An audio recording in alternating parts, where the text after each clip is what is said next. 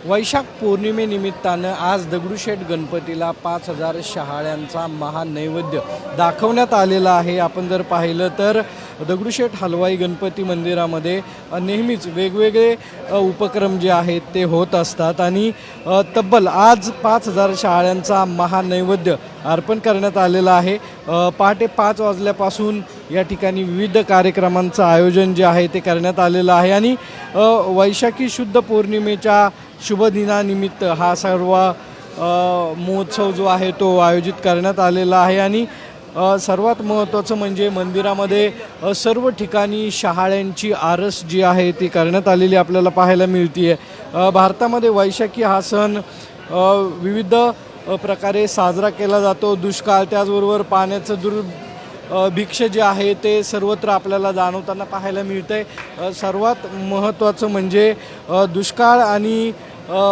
पाणी जास्तीत जास्त मिळावं अशी प्रार्थना जी आहे ती यावेळी करण्यात आलेली आहे आणि शहाळ्याच्या महानैवेद्यानं दरवर्षी गणरायाला हे सर्व अर्पण केलं जातं आणि दुसऱ्या दिवशी हे सर्व शहाळे ससून हॉस्पिटलमधील रुग्णांना दिले जातात। त्यामुळं आजच्या पौर्णिमेला आणि या शहाळे महोत्सवाला एक विशेष महत्त्व आहे। कॅमेरामन आदर्श कटकेसा सागरावर साम टीव्ही पुणे।